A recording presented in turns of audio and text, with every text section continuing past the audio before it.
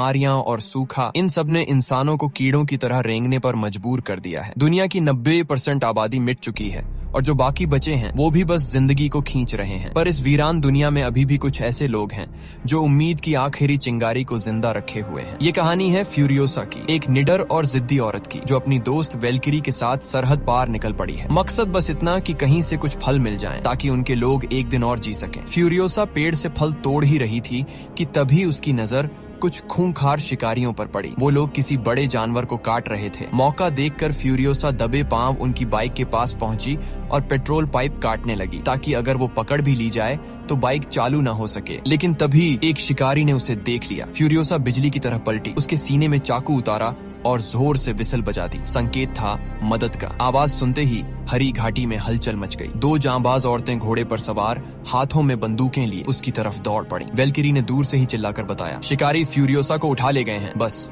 फिर क्या था, उन दोनों ने बाइक सवारों का पीछा शुरू कर दिया। थोड़ा आगे जाकर वो वलीनी ने घोड़े से छलांग लगाई और स्नाइपर गन से एक शिकारी को उड़ाया। दूसरे शिकारी को जबासा ने धर दबोचा और उसकी बाइक पर कब्जा कर लिया। वो वलीनी को घाटी की सुरक्षा के लिए पीछे रहना पड़ा, जबकि जबासा अकेली निकल पड़ी फ्यूरियोसा को वापस लाने। इधर फ्यूरियोसा को धीरे धीरे होश आने लगा था। तीनों शिकारी करीब 180 की स्पीड से रेगिस्तान में भाग रहे थे। तभी दूर से गोली चली। जबासा का वार था। एक शिकारी गिर पड़ा। बाकी 2 तुरंत कवर में आकर रुक गए और दूरबीन से देखने लगे कि कौन पीछा कर रहा है। इसी बीच फ्यूरियोसा ने अपने दांतों से टंकी का पाइप काट दिया। पेट्रोल रेत पर फैल गया और बाइक का इंजन झटका खाकर बंद हो गया। वो लोग जैसे तैसे बचने की कोशिश करने लगे, पर पीछे से जबासा की ठंडर बाइक रेगिस्तान की हवा बनकर आ रही थी। वो बाइक थी रेगिस्तान की शेरनी, गर्म रेत पर बिजली की तरह भागने वाली। शिकारी अपनी बाइक ठीक करने में जुटे ही थे कि फ्यूरियोसा भाग निकली। वो हवा से भी तेज थी। अगर पीछा भी करते तो शायद पकड़ न पाते, मगर किस्मत बेरहम थी। दूसरे शिकारी ने उसे दबोच लिया, पीठ पर बांधा और कबीले की तरफ निकल पड़ा। अब कहानी बस शुरू हुई थी, क्योंकि आगे जो होने वाला था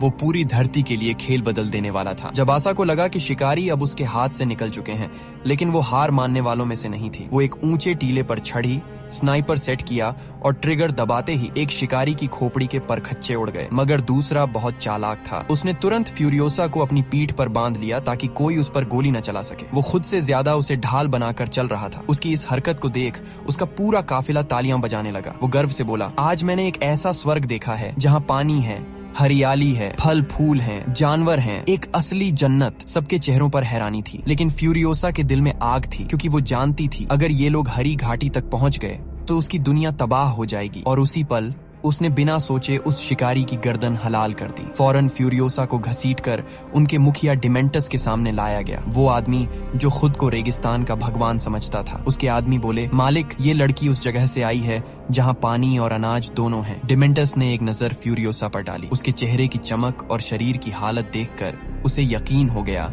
कि ये झूठ नहीं हो सकता। उसने तुरंत अपने एक आदमी को बुलवाया पूछताछ के लिए। वो बेचारा बुरी तरह घायल था, बोल भी नहीं पा रहा था, इसलिए उसे उल्टा लटका दिया गया ताकि वो नक्शा बना सके। लेकिन वो एक लकीर भी नहीं खींच पाया, क्योंकि फ्यूरियोसा ने अपनी बेड़ियों के बीच से ही उसकी आखिरी सांस खींच ली। डिमेंटस को जरा भी फर्क नहीं पड़ा। वो मुस्कुराया और बोला, कोई बात नहीं, मैं जानता हूँ क्या करना है। उसने फ्यूरियोसा की निगरानी के लिए अपनी सबसे भरोसेमंद लड़की को लगा दिया। लेकिन तभी आसमान काला पड़ गया। एक भयंकर तूफान उठ खड़ा हुआ। हर तरफ धूल, रेत और गड़गड़ाहट। इसी अंधड़ का फायदा उठाकर जबासा ने पहरेदार को ठिकाने लगाया और सीधे डिमेंटस के कैंप में घुस गई। वहां वही लड़की थी जो डर से कांप रही थी, गिड़गिड़ा रही थी कि कृपया, मैं किसी को कुछ नहीं बताऊंगी। फ्यूरियोसा ने उसकी बात पर भरोसा कर लिया और उसे जिंदा छोड़ दिया। यही उसकी सबसे बड़ी भूल थी। जैसे ही फ्यूरियोसा वहां से निकली, वो लड़की भागकर सीधे बाकी सैनिकों को खबर दे दी। उनके स्नाइपर ने निशाना साधा और गोलियां जाकर फ्यूरियोसा की सेकंड फ्यूल टैंक पर लगी। एक जोरदार धमाका हुआ। गनीमत थी कि उसके पास एक एक्स्ट्रा टैंक था, वरना वो पल वहीं उसका आखिरी पल होता। वो और जबासा किसी तरह रेगिस्तान पार करती चली जा रही थी, लेकिन तभी पीछे से इंजन की गड़गड़ाहट सुनाई दी। दुश्मनों का काफिला उनके पीछे था। अब अगर उन्होंने सीधा रास्ता लिया तो वो लोग हरी घाटी तक पहुंचकर सब कुछ तबाह कर देंगे, और अगर मुड़ी तो शायद जिंदा लौटना नामुमकिन होगा।